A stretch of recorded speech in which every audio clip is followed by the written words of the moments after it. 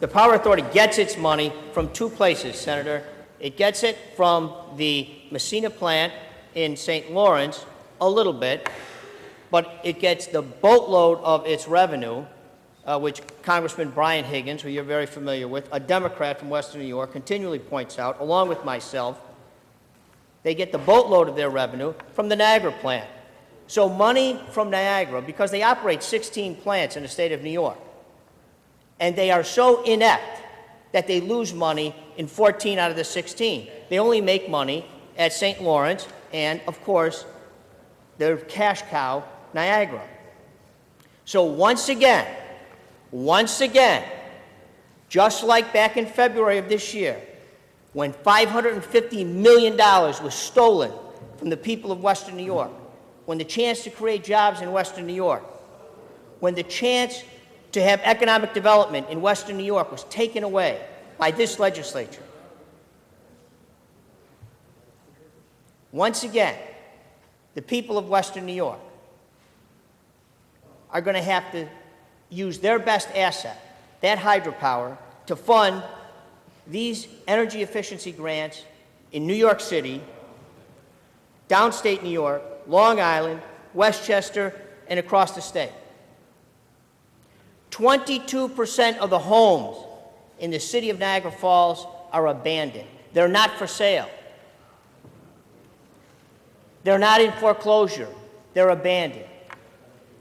The U.S. Census Bureau estimates that the largest decline in population of any city in upstate New York will be in the city of Niagara Falls. How can that be when right down the road is the largest hydroelectric plant in the entire northeastern United States? How can that be?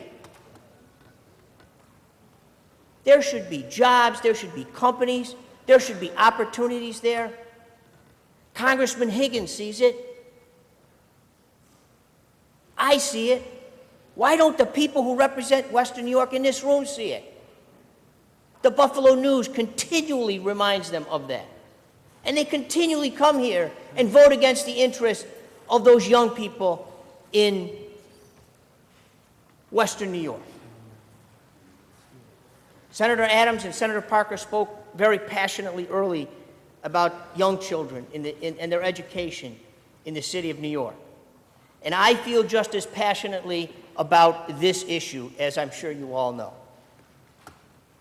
It's unfortunate that we had to have this at 3 o'clock in the morning, a Power Authority bill. Senator Smith, don't ever put a Power Authority bill on the calendar at 3 o'clock in the morning. I will vote against this. I will ask my colleagues to vote against this. I will beg my colleagues from Western New York to withdraw their sponsorship of this. This is taking our best asset, and sending it to, they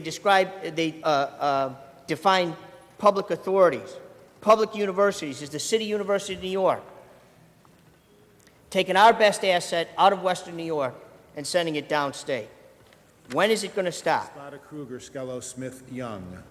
Senator Maziarz to explain. Thank you very his much, vote. Madam President. To explain my vote, I think that my colleague has to get his talking points updated. He continues to use, and other representatives continue to use, that tired example of previous sweeps from the Power Authority under Governor Pataki and under Governor Spitzer. And he knows, because I've said it so many times, absolutely there were previous sweeps under the previous governors, Governor Pataki, Governor Spitzer, that I supported, because they were used for the right reason.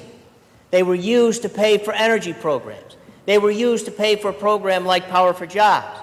They were used to fund energy development and research in the general fund budget. I remember being at one of these hearings that Governor Spitzer had downstairs in the Red Room, and he talked about, when it came on energy issues, and he talked about a sweep from the Power Authority, and he leaned over to me and he said, we have to be very careful. The discussion was, on whether to take money and use it and put it into the general fund. And he leaned over to me and he said, if we get it into the general fund once, it'll become a piggy bank for Shelley. And we sort of laughed and joked about that. And when we did that this year, by one vote in this body, the ex-governor at the time called me up, and he recalled that conversation, because now it has become a piggy bank.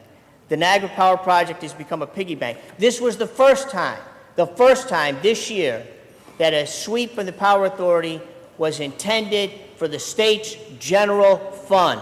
It came to Albany to pay the bills, and it came directly from Niagara. It was also unprecedented in the amount. Congressman Higgins, I say this all the time, much I'm sure to the pain of my colleagues from Western New York. Congressman Higgins, a Democrat, said that this legislature took more out of Western New York in one day than the Power Authority has given us in 50 years. Senator Stachowski mentioned the Chevy plant. I mentioned the Chevy plant many times on the floor during the debate on the budget. The Chevy plant just laid off 274 people, UAW people in Western New York. You know why? You know what we did to them in this year's budget? We raised their utility rates by $1,000 a week. That's what we did to them.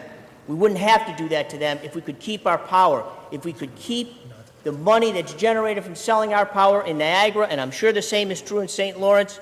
We wouldn't need a stimulus package. We wouldn't need help from the state of New York. Niagara Falls wouldn't be a dying city that it is today, and Western New York would be a vibrant community with people moving in instead of moving out. Senator Maziarz, Yes. how do you vote? Is my time up?